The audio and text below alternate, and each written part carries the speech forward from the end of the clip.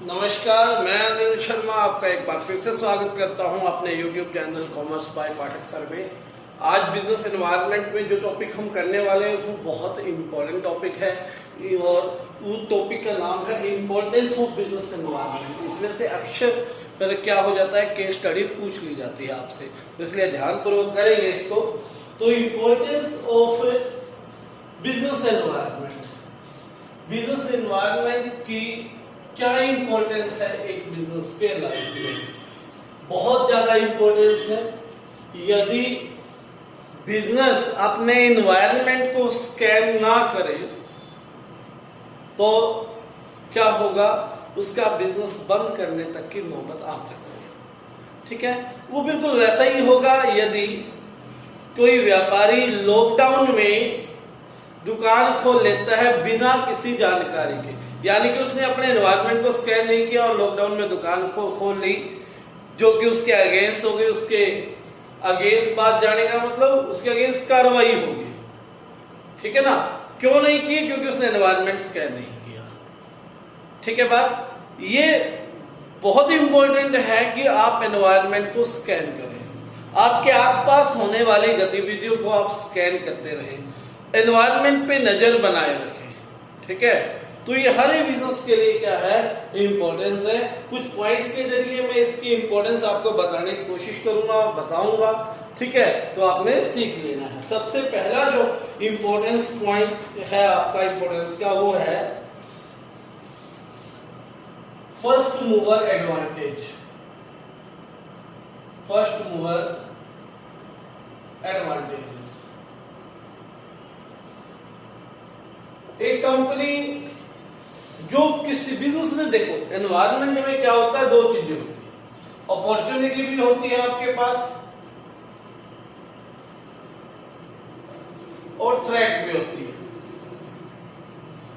अवसर और चेतावनी।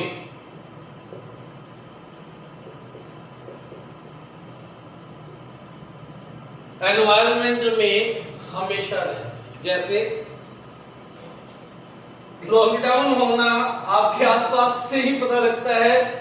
लॉकडाउन होगा और ये और लंबा चलेगा, आपने कॉस्ट को कैसे कम करें, व्यापारी अक्सर सोच रहे होंगे। ये क्या है, एक तरह की थ्रेट उनको पहले से ही आभास था। अपने कंट्री के आउटसाइड और कंट्री के अंदर भी कोरोना के केस जैसे मिलने लगे, तुरंत लोगों को आभास हो गया ये थ्रेट थी, तो उन्होंने जल्दी जल्दी से कोशिश की कि अपने लॉस को कवर किया जाए। वो क्या हुई, एनवायरनमेंट ने थ्रेट। ऐसे ही जब ये कोरोना वाला मामला सामने आया तो मास्क बनाने वाली कंपनियां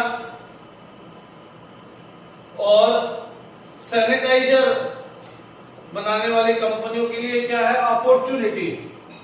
उन्होंने अपनी प्रोडक्शन बढ़ा दी होगी तो कि वो ज्यादा से ज्यादा इसका बेनिफिट उठा सके। ठीक है, तो जिस कंपनी ने पहले समझा होगा अपॉर्चुनिटी को कि ऐसा होने वाला है, तो उन्होंने तुरंत प्रोडक्शन बढ़ाकर मार्केट में होने वाली डिमांड को क्या किया, पूरा किया। बिल्कुल करंट एग्जांपल मैंने आपका यहां पर सेट किया। ऐसे ही 2000 जो आपका 17-18 वाला केस था, उसमें केस स्टडीज बिजनेस स्टडी में डालने लगे थे। केस स्टडी से आप अच्छी तरह से जानते हो कि केस स्टडीज बिजनेस के पेपर में 70 to 80% कवर होती है, पहले नहीं होती थी। इस बात को सबसे पहले आपने एक बुक से अलका धवन, उसने पहचाना और एक स्पेशल बुक सबसे पहले मार्केट में उतार दी और उस साल बहुत सारी सेल हुई थी उस बुक की। ठीक है, नेक्स्ट ईयर अलग अलग कॉम्पिटिटर्स ने बुक उतारी, अलका धवन की सेल कम हो गई। तो उसने जब बुक को पहचाना, उस अपॉर्चुनिटी को पहचाना, अलका धवन ने मार्केट में उतारी, तो वो क्या था, सबसे पहले एडवांटेज मूव करने का एडवांटेज हुआ। सबसे पहले उस अपॉर्चुनिटी को पहचानने का उसको एडवांटेज मिला और उसकी सेल कई गुना बढ़ गई। ऐसे ही एक और एग्जांपल मेरे को याद आता है, एक कंपनी है हमारे यहाँ पेंट इंडस्ट्री की, एशियन पेंट्स, जो कि नंबर 1 कंपनी है। ठीक है, एशियन पेंट्स आज भी नंबर 1 है ये। एक और कंपनी है इसी में, नैरो लेग पेंट्स, एक बार क्या हुआ, नेरोलैक पेंट्स ने इसको पछाड़ दिया एशियन पेंट्स को। वैसे तो ये फर्स्ट सेकंड पे है, तब क्या हुआ, ये फर्स्ट पे पहुंच गई, ये सेकंड पे पहुंच गई। क्यों? इसने क्या किया, एक जापानी कंपनी थी, जापान की कंपनी थी कंसाई पेंट्स, उसके साथ इलेक्ट्रिक एक नई टेक्नोलॉजी से बनने वाला पेंट था, इलेक्ट्रॉनिक कैथोड समथिंग कुछ ऐसी टेक्नोलॉजी आई थी पेंट इंडस्ट्री में। ठीक है, तो पेंट इंडस्ट्री में ऐसी जब टेक्नोलॉजी आई तो इससे पहले एशियन पेंट से पहले नेरोलैक ने पहचाना और जापान की कंपनी के साथ कंसाई पेंट्स के साथ मिलकर भारत में उस टेक्नोलॉजी को सबसे पहले लेकर आई, जिसके कारण उसे बहुत सारी गाड़ियों को पेंट करने का क्या मिला, ऑर्डर मिला।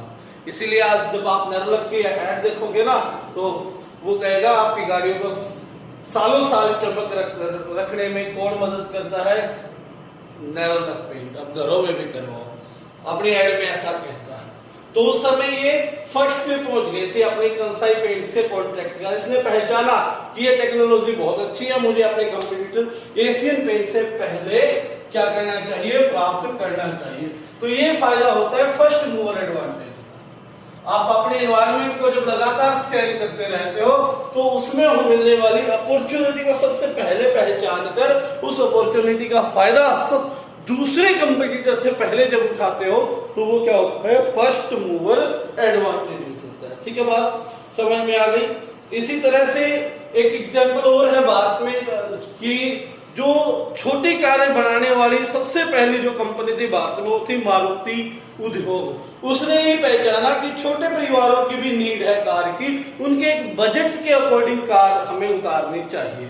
तो जब उन्होंने ऐसा उतारा तो जैसे मारुति 800 नाम की जो गाड़ी थी, आपको पता है भारत में सबसे ज्यादा सेलिंग गाड़ी बनी, उन्होंने सबसे पहले पहचान के वो मार्केट में उतारी। तो उस अपॉर्चुनिटी का फायदा किसने उठाया, मारुति ने उठाया। ठीक है, ये थी पहली एग्जांपल, पहली इंपॉर्टेंस की फर्स्ट मूवर एडवांटेज आप उठा सकते हो एनवायरनमेंट को स्कैन करके। दूसरा क्या है, सेकंड है it helps the firm, it helps the firm to identify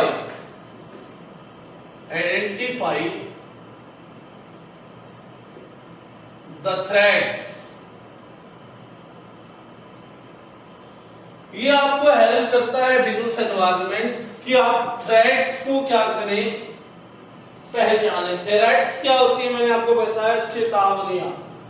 आपके लिए जो बैड इंफॉर्मेशंस हैं वो आपके लिए थ्रेट्स हैं। जो आपके लिए पॉजिटिव इंफॉर्मेशंस एनवायरनमेंट में नहीं है वो सारी की सारी थ्रेट्स हैं। सपोज कीजिए एक कंपनी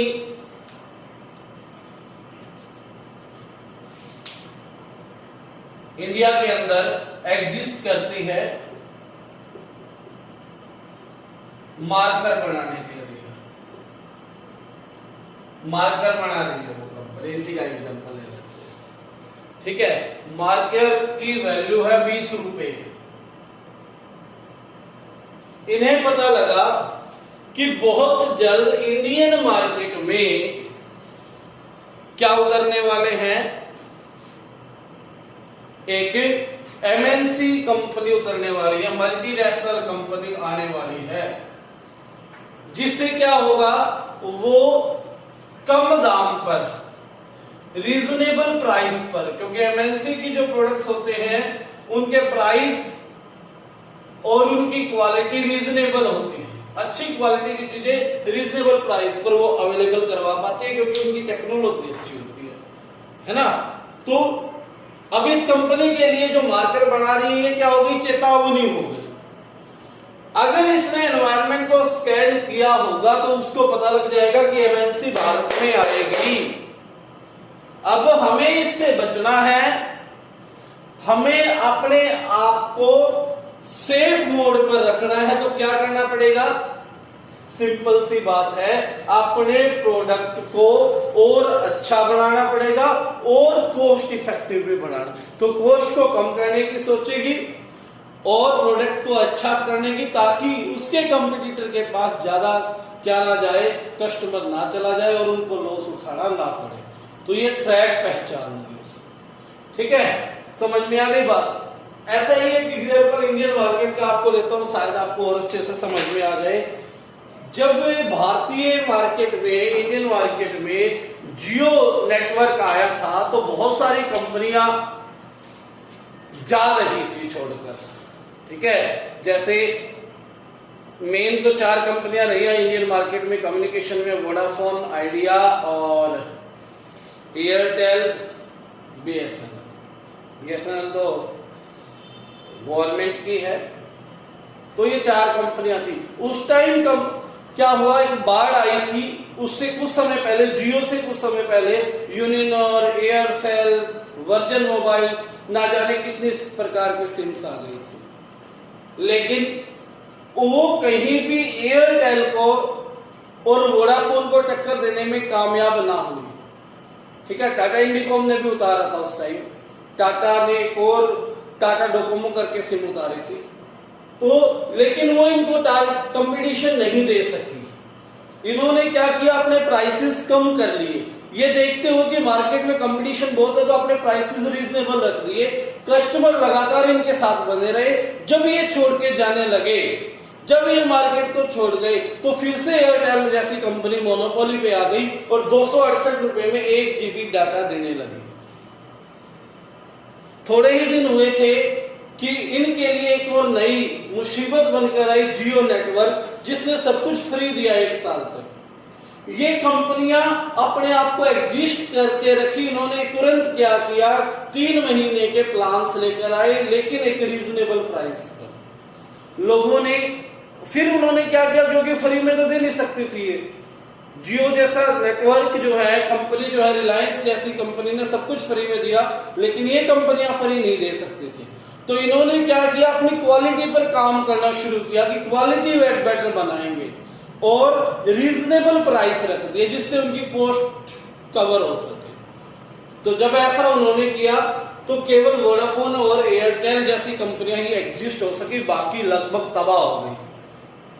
ठीक है, और जैसे ही जियो ने क्या किया, अपने प्लान्स लेकर आए कुछ प्राइस पर, उन्होंने 399 रुपए का एक प्राइस रखा, तो इन्होंने भी क्या किया, उसी रेंज में एक प्रोडक्ट डाल दिया। तो आज वो कंपनियां भी एग्जिस्ट कर रही है और ये दोनों भी कर रही है। जो अपने आप को एनवायरनमेंट को स्कैन करके एनवायरनमेंट के अकॉर्डिंग अपने आप को ढाल लेगा, वो कंपनी लगातार चलती रहेगी। वो अपनी थ्रेट्स को, अपनी चेतावनियों को क्या कर लेगा, पहचान सकेगा। ठीक है, इसलिए भी एनवायरनमेंट से स्कैनिंग क्या है, जरूरी है। थर्ड पॉइंट क्या है, it helps in assisting planning and policy formation. It helps in, ये हेल्प करती है हमें क्या बनाने में, प्लानिंग करने में और पॉलिसियां बनाने में।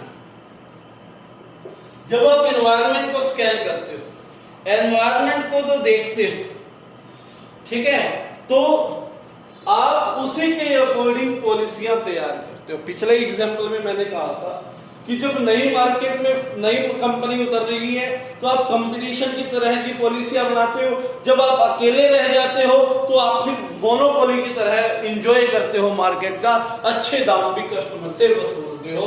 उस सिचुएशन के अकॉर्डिंग, उस एनवायरनमेंट के अकॉर्डिंग स्कैनिंग करके आप प्लानिंग एंड पॉलिसी बनाते हो। तो इसलिए हम कह सकते हैं कि एनवायरनमेंट की इंपॉर्टेंस इस बात में भी कि हमें हेल्प करता है पॉलिसी और प्लानिंग फॉर्मुलेशन। ठीक हो गई बात। उसके बाद फोर्थ है, ये हमें करता है रैपिड चेंजेस को कोप करने के लिए। It helps us in coping with rapid changes. आपको पता है मोबाइल की कंपनियां उनमें टेक्नोलॉजी से रिलेटेड बहुत जल्दी जल्दी क्या आते हैं, चेंजेस आते हैं। आज एक कंपनी ने 3 कैमरे वाला मोबाइल निकाल दिया तो थोड़े दिन बाद देखते हैं कि दूसरी कंपनी 4 कैमरे भी लेकर आती है। है ना, वो बहुत जल्दी जल्दी क्या होते हैं एनवायरनमेंट में चेंज होते हैं, टेक्नोलॉजिकल चेंज होते हैं, सॉफ्टवेयर के मामले में खास। तो उन्होंने तो स्पेशल रिसर्च की टीम बिठा रखी है, भाई ऐसे आपने एनवायरनमेंट को स्कैन करते रहना है, जैसे ही मार्केट में कुछ प्रोडक्ट आए तो आप ही अपना प्रोडक्ट उसी के अकॉर्डिंग अपने आप को एडजस्ट कर सकते। ठीक है, वो केवल तभी पॉसिबल है जब आप लगातार एनवायरनमेंट को स्कैन करते हो, एनवायरनमेंट को रीड करते हो। एनवायरनमेंट को रीड करोगे तो जो मार्केट में रैपिड चेंजेस आ रही है, जल्दी जल्दी से होने वाले चेंजेस है, आप उसके साथ सामंजस्य बिठा सकते हो। ठीक है, पांचवा है it helps us in tapping useful resource. आपको पता है कि हर कंपनी के दो मेन रिसोर्स होते हैं, एक ह्यूमन रिसोर्स और दूसरा क्या है, मटेरियल रिसोर्स। ह्यूमन रिसोर्स और मटेरियल रिसोर्स दोनों मिलकर, मटेरियल रिसोर्स का मतलब land, labour, machinery, human resource क्या, मैन पावर, ये दोनों मिलकर ही क्या करते हैं, प्रोडक्शन करते हैं। लेकिन ये दोनों के दोनों जो रिसोर्सेज हैं ये स्केयर हैं, आसानी से ना मिलने वाले रिसोर्स हैं।